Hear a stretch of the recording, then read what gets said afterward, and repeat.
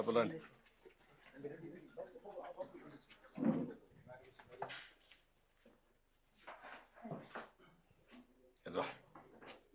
కూర్చోండి, రమ్మా.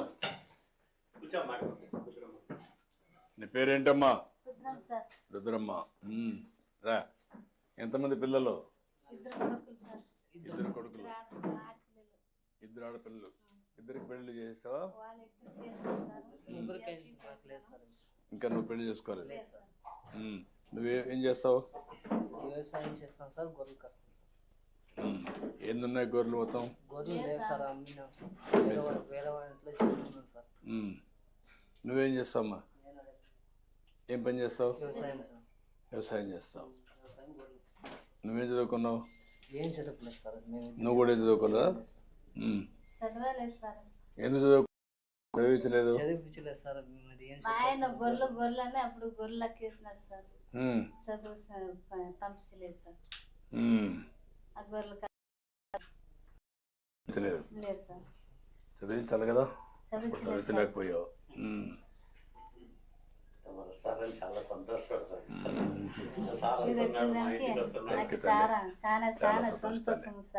Thank you తల్లి.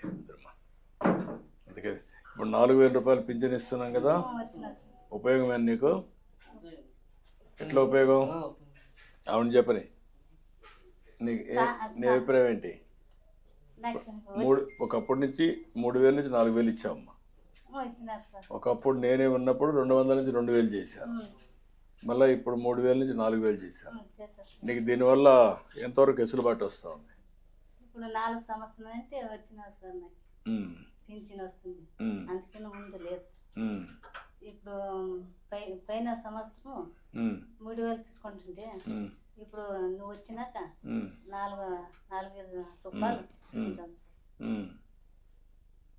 నువ్వు వీళ్ళిద్దరూ కూలికి పోయి కొంత డబ్బులు వస్తుంది, ఇదంతా కలిపి పెట్టుకుంటారా ఖర్చులకై? వాళ్ళకి పెళ్లి చేయాలి కదా నువ్వు? చేయాలి సార్. మరి అదే పెళ్లి చేయను, ఒక అయ్యప్ప నాకు ఇల్లు కావాలని ఒక అయ్యప్ప అంటాడు. ఇద్దరు అడుగుతున్నారు సార్.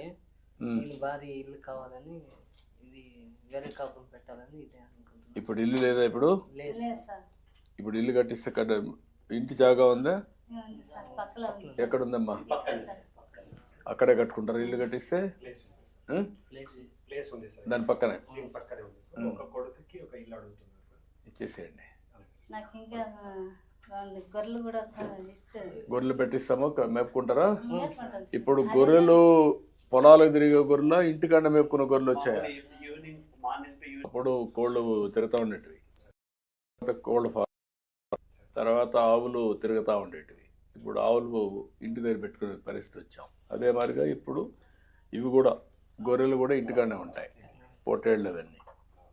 దాని మీదనే ఆదాయం వస్తుంది. సరే, ఇక్కడ ముందు గొర్రెలు పట్టించండి, ఒక యూనిట్. నేను మాట్లాడతాను, 2 శాంక్షన్ రా. ఏంటి నువ్వు పెట్టు.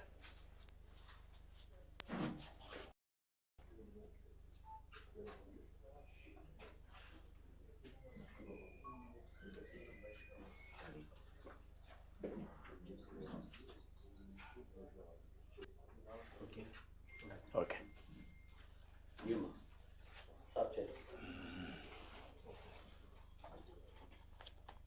పట్టుకోమ్మా.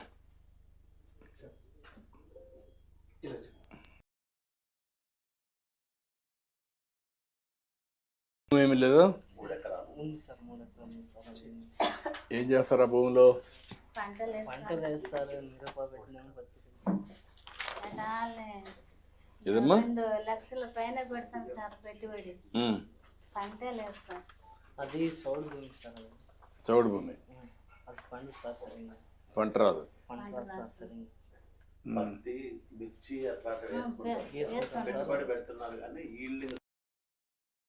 వీడి వల్ల ఇప్పుడు విధంగా ఉండేటన్ని ఈ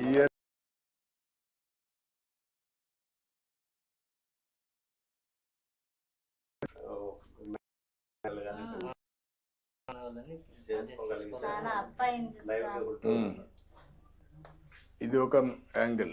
ఈ ఏరియాలో ఏమైనా ల్యాండ్ ఒక 20,000 ఎకరాలు 30,000 ఎకరాలు దొరికితే పవర్ బేవి పెట్టేయడం సోలార్. సోలార్ ఇప్పుడు వస్తున్నారు సార్ అందరూ.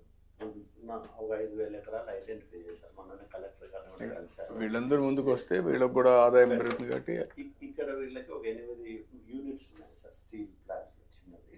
ఇప్పుడు 2,500 ఎకరాలు మనం చేస్తే వీళ్ళందరికీ జాబ్ ఆపర్చునిటీస్.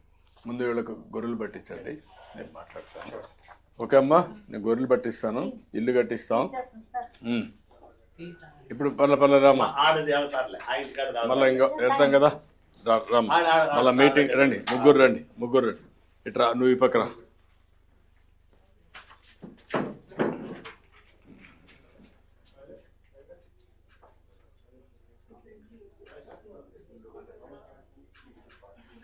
ఓకే అమ్మా, ఓకే బాబు.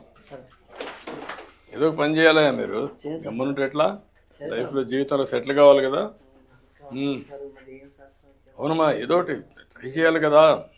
ట్రై చేస్తాం సార్, పని పోయినా కానీ 4,000 రూపాయలు వస్తున్నాయి సార్. ఇంటి ఖర్చులకే అయ్యలేదు సార్. మా సార్ సహకరిస్తారు, సార్ సాయం చేస్తున్నారు. మేము కూడా చేస్తాం కానీ మీరు కూడా చేసుకోవాలి, బాగుపడాలి. ఓకే మరి నేను మాట్లాడతారు, చేపిస్తాను. Okay Yes, sir. 20 unit 1 unit.